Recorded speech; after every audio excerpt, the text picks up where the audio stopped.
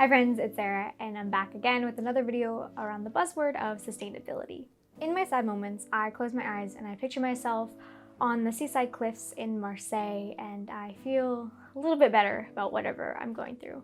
And travel can be filled with these romantic type moments, but how do you get there? Well, today we're going to talk through how to actually plan a sustainable trip and what you need to know before you begin. Why do you want to travel? Do you want to go to new places, meet new friends, create memories, fill the boredom of existence?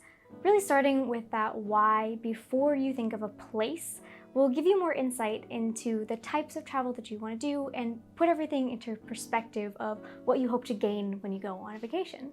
I recommend starting with bulleting 3 or 4 reasons why you want to go, and really, especially if your answer is I just do, because we all have these underlying needs that we need to fill, and really figuring those out beforehand is a good first step.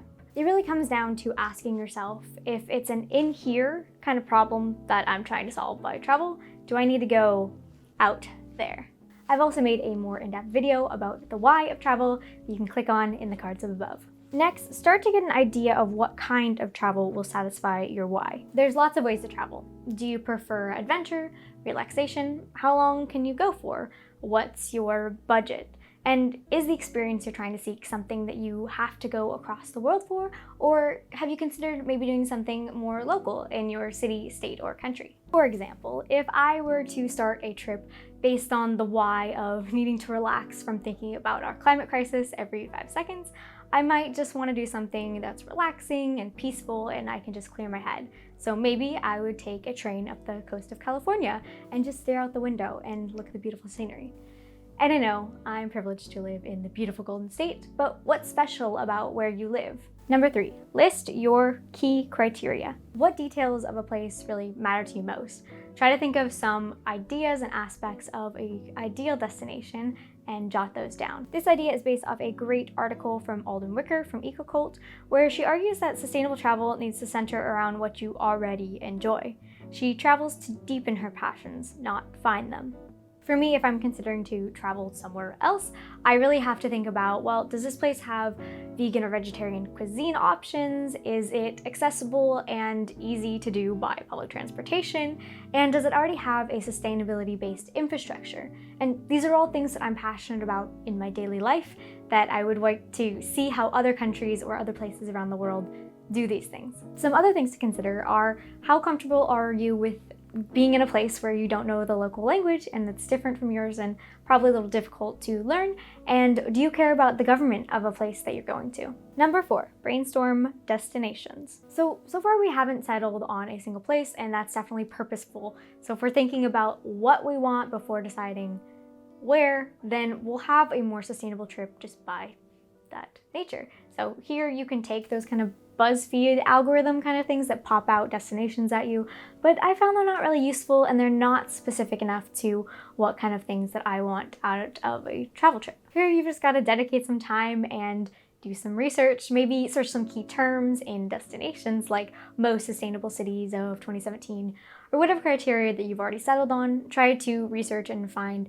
a list of 3 to 6 places to get you started. If you can, try to avoid travel sites like TripAdvisor that will just give you those mass-marketed places that are already over-toured and already overbooked and really don't have anything specific to your interests. If you're really still lost and don't really know where to start, I recommend this website. It's not for travel, it's called MapCrunch, and basically just brings you to any place in the world, and you might get some good ideas of some places that look pretty or places that you hadn't thought of that you can research and see, oh, do they have what I'm looking for? A rule of thumb and the general kind of theme of this video is when we start with our why, it's really should be easier to find a where.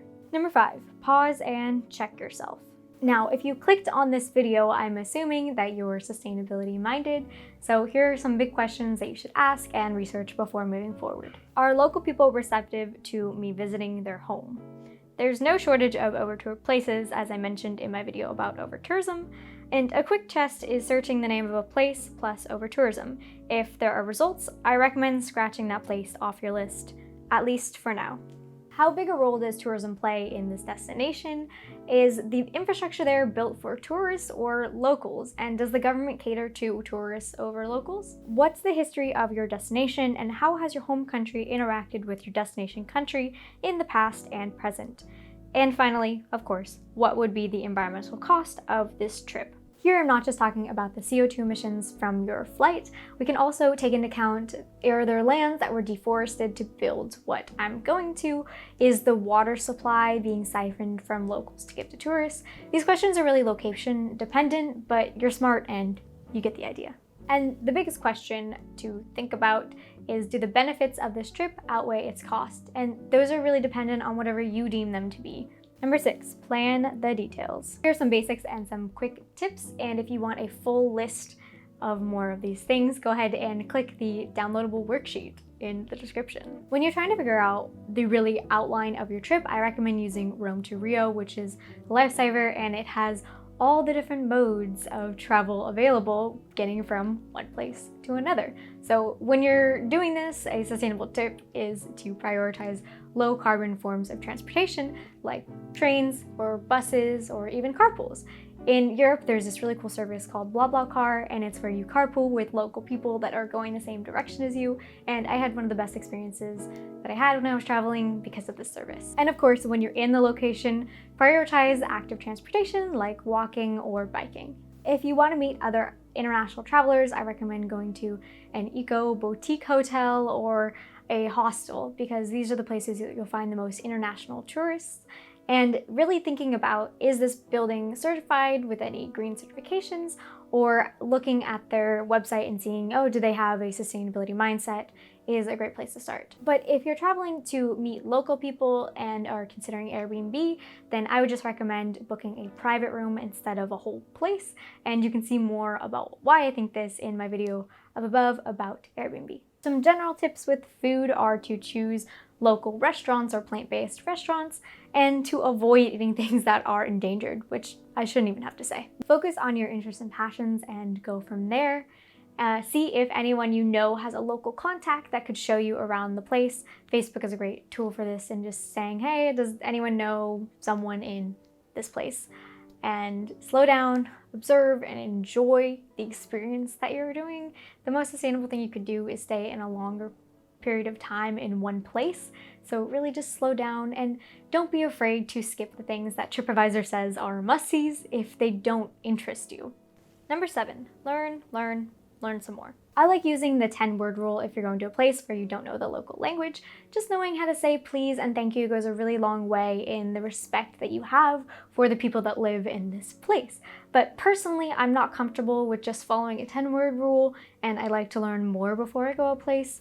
And we know that Duolingo is free and easy to use, so there's really no excuse in not at least learning how to say please and thank you. What is the history of the place that you're going to? What are some key cultural etiquette that you need to know before you go? For me, this looks like going to my local library and picking out some books, and I don't mean travel guides. And if books aren't your thing, check out podcasts or documentaries.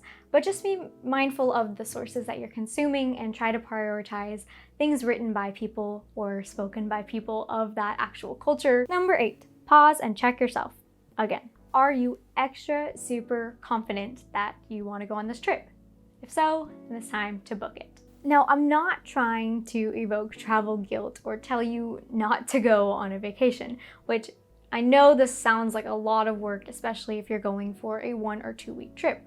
But I think that as people who have the privilege to travel for leisure, comes with a lot of responsibility. I think it's necessary that our pleasurable experiences does not come at the expense of others or contribute excessively to our climate crisis. And notice how I titled this video More Sustainable Travel. And I really think that that's because the travel industry as it is today is not sustainable. Will it be in 2050? Hopefully. I think traveling is a great way to see the world, and whatever qualms I have about it, I really do think that it could be a force of good, but we're not quite there yet. What's your take on sustainable travel? Is it something that we can do right now, or should we hold off until we're sure that we can reach the Paris Climate Accord goals? Let me know in those comments below, and I would love to discuss it with you. If you like this video, make sure to subscribe. I post videos almost every Tuesday, and I really love having conversations with you in the comments. So thank you friends for watching, and I will see you in the next one.